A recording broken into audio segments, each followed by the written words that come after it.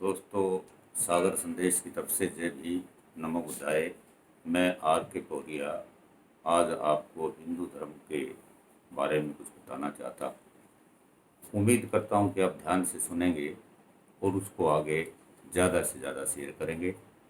दोस्तों, सन 1931 में पहली बार अंग्रेज सरकार द्वारा जातिगत जनगणना इस देश में कराई गई। उस समय मिस्टर रॉबर्ट हर्बर्ट रीजले नामक व्यक्ति जनगणना आयुक्त थे। 1931 की जनगणना के अनुसार इस देश में ब्राह्मणों की जनसंख्या मात्र 45 लाख थी, जो 1 करोड़ का आधा भी नहीं थी।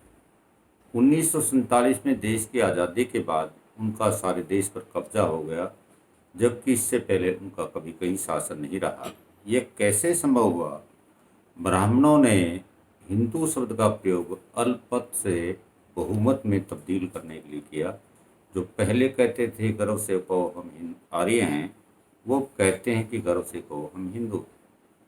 अंग्रेज द्वारा शुरू की गई जातिगत जनगणना आज़ादी के बाद इस देश में बंद कर दी गई, क्योंकि वह ब्राह्मण के विकास में बाधा बनी थी। अतः आज़ादी के बाद इसे बंद कर दिया गया। हम भारत के SC ST OBC तथा माइनॉरिटी के लोग इस देश के मूल निवासी हैं। अगर यह बात हमें पूरी तरह से समझ में आ जाए तो हिंदुत्व का सारा एजेंडा ध्वस्त हो जाएगा। ब्राह्मण ने अपने आप को कभी हिंदू नहीं माना। दयानंद सरस्वती ने अपनी पुस्तक सत्यार्थ प्रकाश में लिखा है कि हिंदू मुसलमान की दी हुई गाली। अतः हम हिंदू नहीं हैं। मुगलों ने सारी जनता पर जजिया कर लगाया, लेकिन ब्राह्मण पर जजिया कर नहीं लगाया। इससे सिद्ध होता है कि ब्राह्मण हिंदू नहीं थे। आओ इतिहास के पन्नों से जानते हैं कि ब्राह्मण ने अपने आप को कब और क्यों हिंदू मानना स्वीकार किया।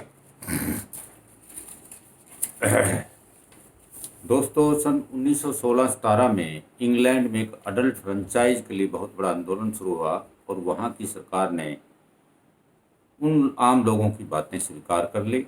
भारत में बैठे ब्राह्मणों ने सोचा कि जो कानून इंग्लैंड में लागू हुआ है वो देर सवेर इस देश में भी लागू हो जाएगा, क्योंकि भारत इंग्लैंड की कॉलोनी है। अगर हम अपने आप को ब्राह्मण के नाम से ही प्रचारित करते रहे तो हम इस देश की रूलिंग क्लास नहीं बन पाएंगे। इसलिए ब्राह्मण ने अपने आप को हिंदू मानना स्वीकार कर लिया। फिर उन्होंने सोचा कि लोग पूछेंगे कि आपने हिंदू नाम को 700-800 वर्षों तक क्यों डिनाउंस किया। तब उन्होंने हिंदू शब्द को सिंधु से जोड़ने का प्रयास किया, क्योंकि फारसी में स का उच्चारण है से होता है, अतः सिंधु से नाम हिंदू बन गया। वास्तव में एक गलत तस्वीर लोगों के सामने पेश की गई। वास्तविकता यह है कि सन 1000 ईस्वी से लेकर 1025 ईस्वी तक मोहम्मद गजनी ने 17 बार इस देश पर आक्रमण किए। अंतिम आक्रमण सोमनाथ के मंदिर पर 1025 में किया गया। गजनी का अंतिम लक्ष्य यहाँ के धन दौलत को लूटना था, न कि यहाँ पर राज्य करना।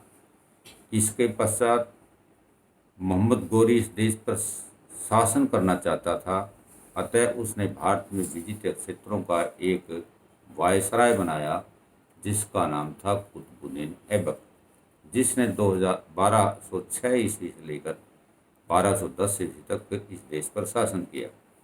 1206 ईस्वी में जब पंजाब में खोखरों द्वारा मोहम्मद गोरी की हत्या कर दी गई, तब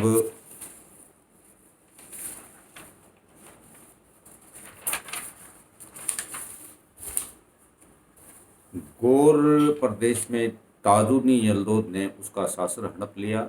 भारत में कुतुबुद्दीन ऐबक ने अपने आप को स्वतंत्र घोषित कर दिया। जब वह भारत की गद्दी पर बैठा तो उसने सोचा कि जीती हुई प्रजा को किस नाम से पुकारा जाए। दूसरा, प्रजा से अपनी अलग पहचान कैसे बनाई जाए। इस प्रकार उसने अपनी प्रजा को हिंदू नाम से पुकारा, जिसका फारसी में अर्थ होता है काफिर। अतः ब्राह्मण लोग अपने आप को हिंदू कहलाने से बचते रहे। लेकिन 1916-17 के इंग्लैंड के अडल्ट फ्रेंचाइज आंदोलन के बाद 1922 में पहली बार ब्राह्मणों ने अपनी संस्था का नाम हिंदू महासभा रखा। सबसे पहले ब्राह्मण ने अपने आप को ब्रह्मा से जोड़ा था और 20 अगस्त 1828 को ब्रह्म समाज की स्थापना की थी। इसी प्रकार ब्राह्मणों ने अपने आप को आर्यों से जोड़ा था, अपने आप को आर्य कहा और 1875 ईस्वी में स्वामी दयानंद सरस्वती ने आर्य समाज की स्थापना की। जय भीम, नमो बुद्धाय।